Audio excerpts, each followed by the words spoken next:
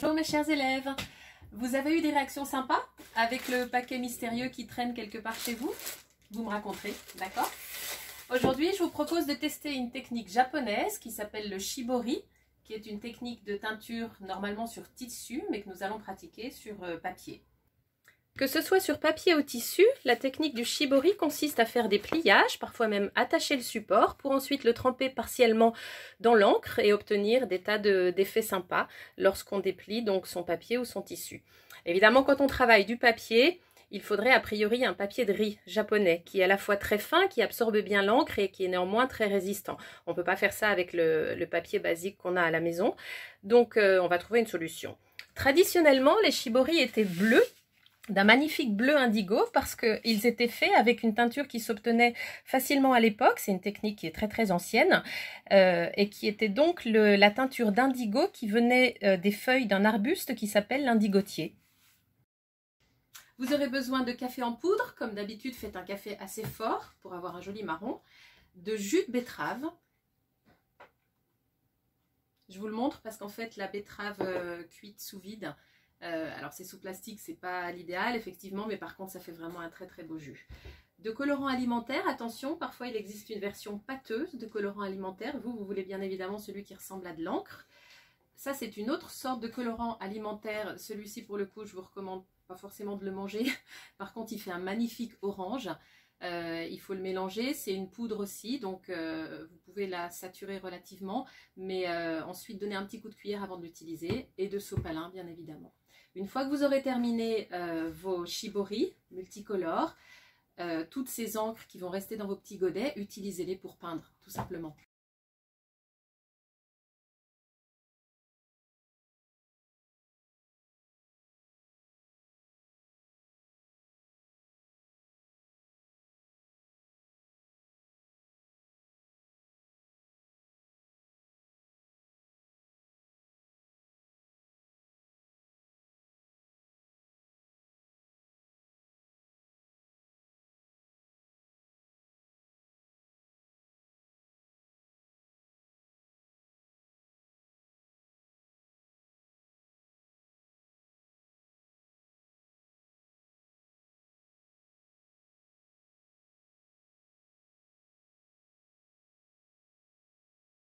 Vous allez commencer par imprégner de couleur la partie qui vous paraît la plus plate de vos pliages. Là, vous voyez, moi par exemple, j'ai quelques petites irrégularités.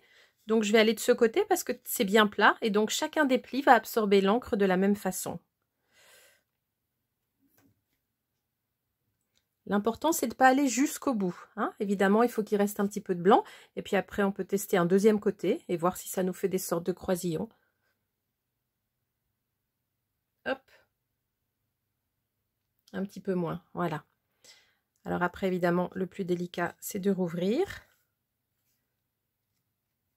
C'est de tout redéplier, tout doucement.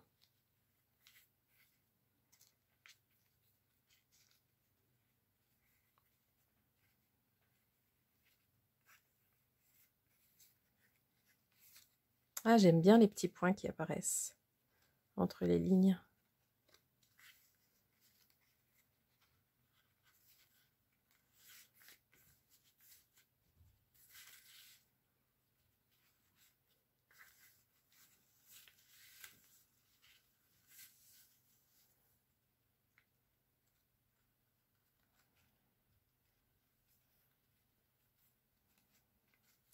Et voilà le premier shibori au café. Ensuite, on va tester le colorant alimentaire jaune et bleu mélangé, ce qui fait du vert, comme vous le savez. Donc, encore une fois, je vais chercher l'endroit de mon petit paquet le plus régulier. Voilà, celui-ci, on va encore le faire unicolore et après, on essaiera de mélanger les couleurs. Encore une fois, il ne faut pas aller jusqu'au bout. Voilà, je pense que c'est suffisant. Puis je vais essayer de faire juste la petite pointe. J'ai bien aimé le petit... Oups. J'ai peut-être fait absorber un petit peu trop d'encre que prévu, mais c'est pas grave. On va voir quand même ce que ça donne. Alors effectivement, regardez, j'ai absorbé trop d'encre.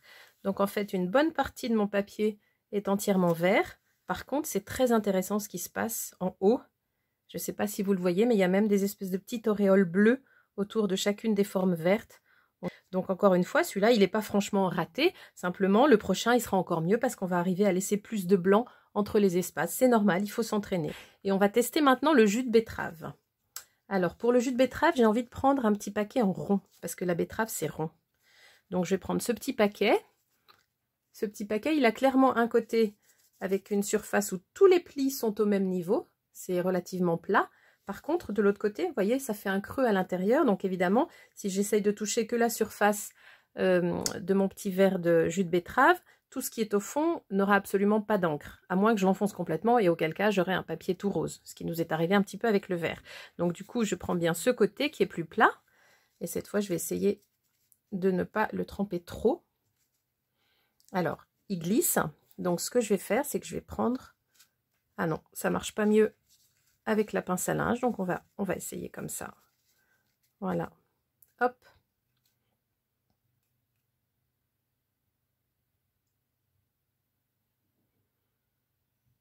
Voilà, donc j'ai réussi à faire moitié-moitié. Et là, on va l'ouvrir et on va voir ce que ça donne. C'est-à-dire moitié couleur, moitié blanc.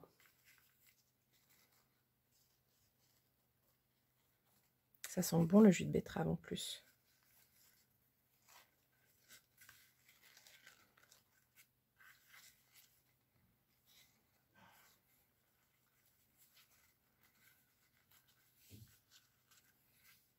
Voilà, donc celui-là, il est pas mal.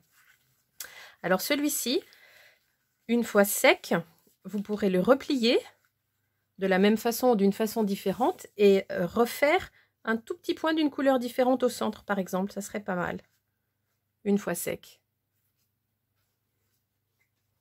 Et maintenant, on va tester le colorant alimentaire. Alors celui-ci, c'est pareil, c'est même pire que le café. Il faut vraiment le remélanger juste au dernier moment parce qu'il se dépose au fond. Comme vous pouvez peut-être le voir, il fait une espèce de pâte. Voilà, donc je le remélange. Je vais prendre celui-ci. Pareil, je regarde.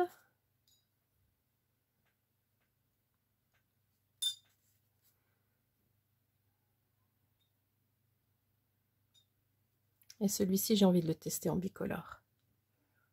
Voilà, donc là, j'ai laissé du blanc. Et on va refaire un petit coin rose. Hop.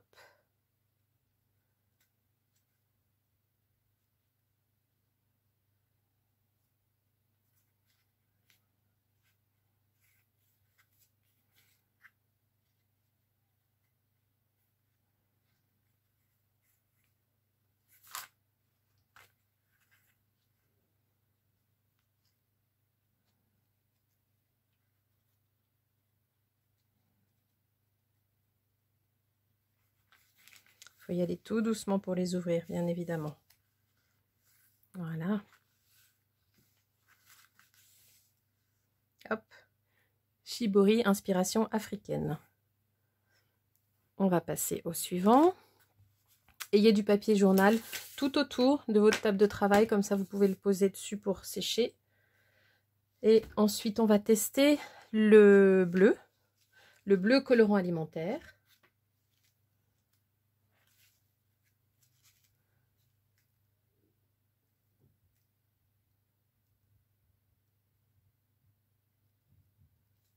Voilà, donc là, vous voyez que le cœur n'a pas été imprégné. Donc, je vais tricher un petit peu et je vais attraper une goutte de vert.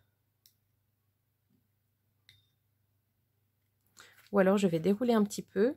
Une autre idée, parce que j'arrive pas à mettre du vert suffisamment au cœur. Et là, je vais prendre que le cœur, comme ça, et tremper le cœur dans le vert. Et on va voir ce que ça donne.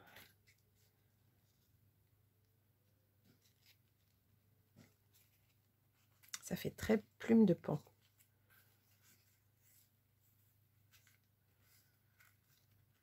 Voilà. Donc, vous imaginez les possibilités une fois que vous commencez à ajouter les couleurs. Voilà, un shibori, plume de pan. Et le dernier que j'ai de près pour tester, c'est avec le colorant alimentaire rouge. Donc celui-là, voyons voir, il a ce côté très plat, il a ce côté en escalier. Qu'est-ce qui pourrait bien fonctionner? On va tester le rouge de ce côté, colorant alimentaire rouge, et on va tester le marron, simplement parce que le café, le niveau de mon café est beaucoup plus haut dans le verre, donc je vais arriver à essayer de ne prendre que la partie escalier que je vous ai montré avant de commencer à les teinter. On va voir ce que ça donne. Voilà.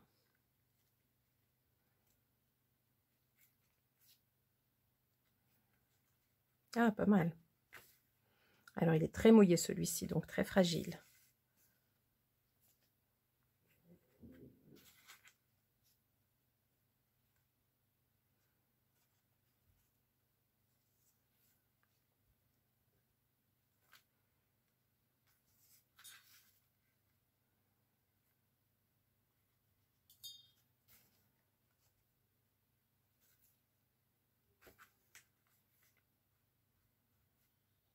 Voilà. Celui-là, je trouve qu'il a une inspiration un peu espagnole. Éventail.